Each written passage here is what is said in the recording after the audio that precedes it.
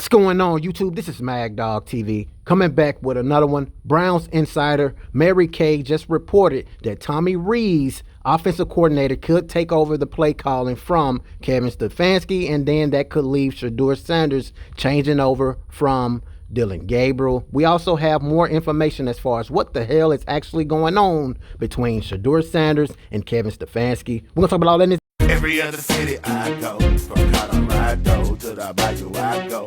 Y'all know the motto, get a info I know. My people know it's Mad Dog TV, let's go. To every other city I go. From Colorado to the Bayou I go. Y'all know the motto, get a info I know. My people know it's Mad Dog TV, let's go. To every other city I go. From Colorado to the Bayou I go. Y'all know the motto, get a info I know. My people know it's Mad Dog TV, let's go. So once again, as I said before, Cleveland Browns insider Mary Kay just reported that there is a possibility that offensive coordinator Tommy Rees can take over the play calling from Kevin Stefanski, and we could also see Shedeur Sanders. I'm going to read out to you guys what she just reported, and then I'm going to give you guys more intel as far as what's going on during this bye week. All right, so as you guys can see, Mary Kay says Browns Kevin Stefanski will consider giving up play calling to offensive coordinator Tommy Rees and other changes during the bye. Injury updates, Carson's, Quinshawn Judkins, and much, much more. Now, I'm going to play this video clip and let you guys see why I feel like Tommy Rees, along with Shedeur Sanders, could potentially be in play after this bye week. I'm going to play this video clip and let you guys see the connection between the two as we keep this video rolling. Here we go. Here we go. Y'all start us off. If you're here, you're here. Okay. And coming up high. Good? Here we go. Eyes down the field. Set. Good. We're reading those seams. I didn't think I was in harm's way. Standing over here. Hey, we're going to do a lot of work when we climb up, is keeping this thing on that now. These now that are going to be tackling you, it's a different world. You feel me? It's a different world. You see Myles Garrett walking around with his shirt off? We got to have that ready to roll. You know I'm mic'd up. I hope that makes it. Ball's on the right hash. Quick game. Push our timing on this. Ball's out. Good spot. Switch sides. Good timing. Hey, that's the timing we're after. Good rhythm, baby. I fucking love that. Hey, switch sides. So right away, we're not just going here. Our eyes are still here, and now we're reading that, and now we're coming back. Perfect. That's exactly what I'm talking about. On that last rep, let me see your eyes. See, yeah, there they are. Now there's the high-low on rhythm. Perfect. You got hella tight ends. Good read. Good job. Good ball. Dialing it up.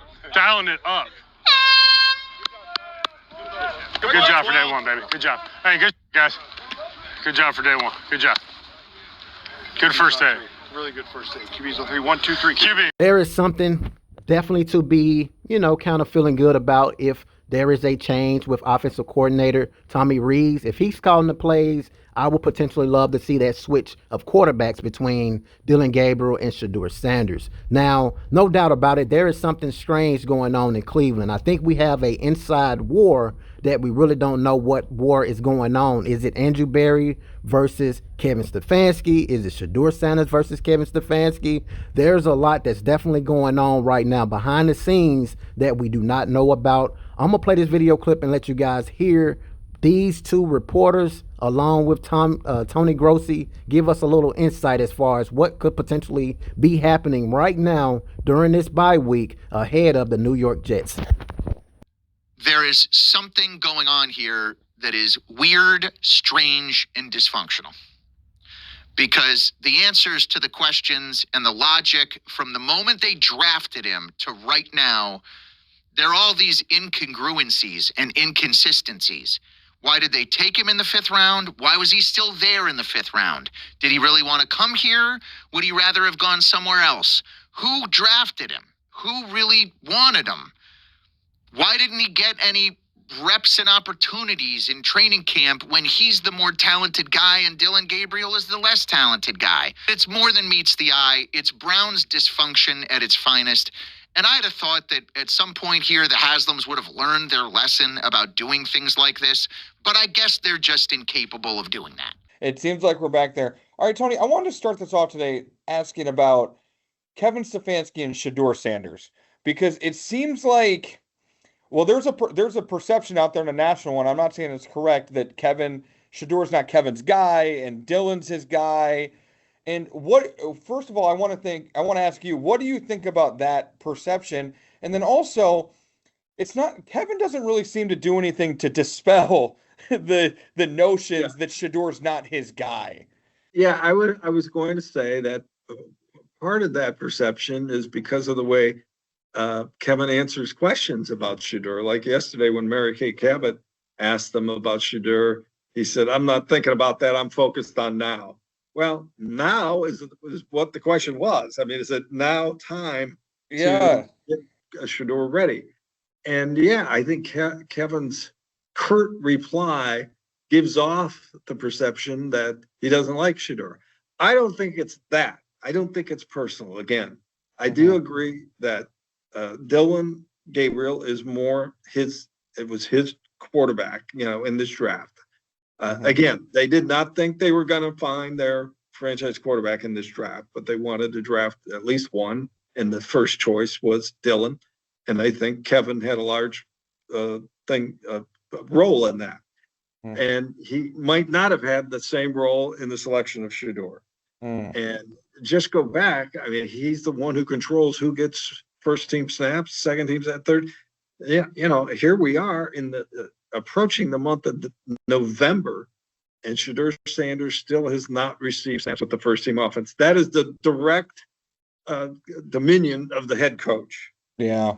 So, I mean, the perception is reality here that he does not think Shedeur is ready to be used as his starting quarterback. And it's not even that, Tony. It's Kevin is usually so secretive about everything, but he went out of his way to say that Shedeur isn't getting first team reps. Like he was, and I don't want to say happy to answer your question about that, but he gave up that information when he usually doesn't give up any information. Now, to my understanding, he regretted that because he, for a moment, lost sight of the fact that any utterance of Shedeur becomes a big story. Yeah. He lost sight of that in answering that question. He didn't think it was a big deal saying, well, no, he's not getting for, it was a massive deal. Yeah. So, and I heard that given a second chance, he would have answered that question differently. Okay. So I think he's still coming to grips with the sensitivity over the Shedeur Sanders issue, but from everybody else. He still considers him, a fifth-round quarterback, developmental player, a guy who we're bringing along as best we can, but we got to win games with the starter. That's the world he lives in, not our world where every little utterance about Shedeur becomes a headline and a viral, social media moment.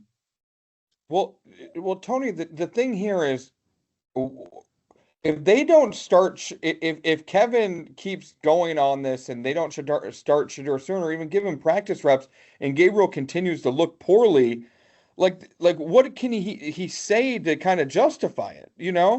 Yeah, I think the realization might have hit him this week, because it certainly hit me. Yeah. That Gabriel's not going to be able to take him to the finish line. Yeah. I think Kevin felt that once Gabriel got in there, I can win with him, in certain, and over time develop him to keep him in there. But I think the New England game was a terrible setback for Gabriel. And I think the realization during this bye week is we're not going to be able to get to the finish line with Dylan Gabriel and still justify it, Whereas I think Kevin originally thought, oh, that won't be a problem. I see what he can be. It's just not working out. So you guys had a chance to take a listen to hear the potential, I guess, situation that's going on between head coach Kevin Stefanski, Shedeur Sanders, and such. So it just remains to be seen what's going to take place. All we can do is pretty much guess and speculate. We really don't know what's going on behind doors, obviously, with all the reporting that's going on. And all we can do is get information from Tony Grossi, Mary Kay, and such. A lot of you been asking me, why am I getting all information from them, considering that they don't like Shedeur Sanders and all these different type of stories. But at the end of the day, they have boots on the ground. Those are the guys that and lady that have information that we need to get information about Shedeur. So you guys can get down in the comments and let me know, what do you guys think will take place? All we can do is speculate, guess, and just wait to see when Shedeur Sanders will get his opportunity. Me personally, I think it's going to come down to a situation when Kevin Stefanski is either fired or play call change. Maybe Tommy Rees, maybe Jimmy Haslam come down and make the change. Who knows? All we can do is just sit back and wait. You guys can get down in the comments and let me know, how do you guys feel about what just took place in this video. Hit that like button, subscribe to the channel, turn on the post notification bell. That way, every time I upload a new video, you guys would see it. Until next time, peace.